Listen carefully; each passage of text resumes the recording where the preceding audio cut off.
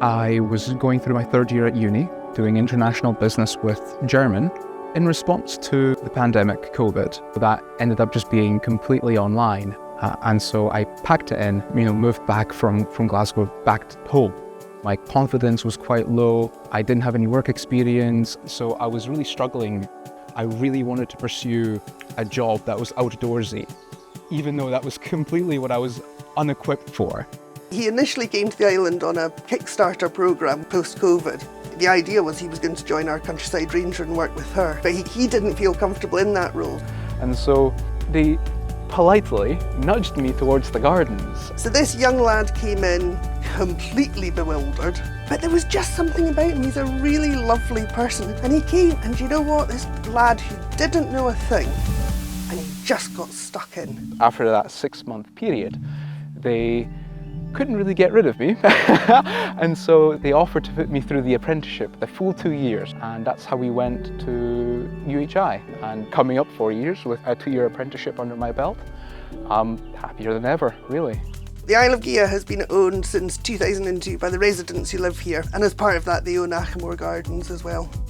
We do have a very, very small operating budget for a garden of this size, but I'm actually really proud of what my team manages to achieve within that constraint. The Apprentice programme is actually a really important part of the job here, and it's something I'm absolutely passionate about. Growing seeds and growing people, that's what my husband always says I'm good at.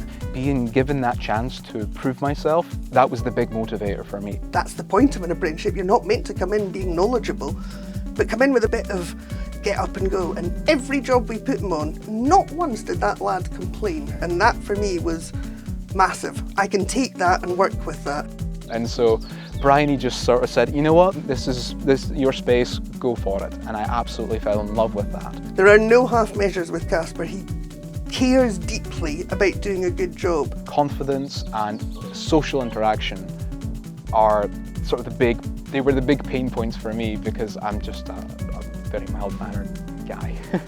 Bryony would jokingly put me on the spot. Kacper, what is this plant called? What is this tree called? And I would stammer, and I would mumble as well. Even a year in, I would say to him, what's that plant? And I knew he knew what it was, but his self-confidence meant that he couldn't bring it out. They gave me that space, and they let me sort of ease into the position. And to see that growth and development, it's what gets me out of bed in the morning. Achimore is amazing. Every single aspect of the course that I was expected to fulfill was very easily achievable within this space. And I think that's a really nice thing in an apprentice, to be able to mould a programme to suit the individual rather than take a one-size-fits-all approach. There's a criteria that you have to meet, which is being able to identify. It was something in the realm of 120 different species, and so that really spurred me on to try and learn the sheer variety of plants that we've got in the garden.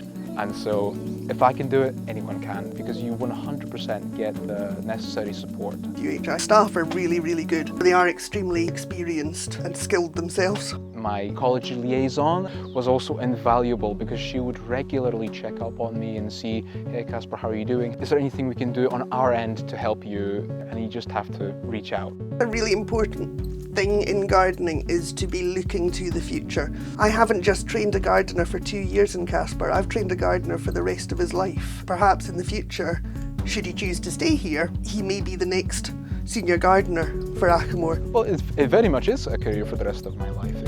100%. Yeah, I mean, thinking back on it, I'm gobsmacked. No matter what industry you're in, having somebody going out there and going, I had a really good training at that organisation, that's golden. Whatever your sector is, just look for that glimmer and grab it and work with it and grow it into something. That is sometimes all you need, is that little bit of, a chance, and that is what convinced me to really give it my all. Just take a chance, step into something, step out of your comfort zone. Stepping outside for me was a massive game changer. Take that step and make something of yourself. Yeah, just go for it, really.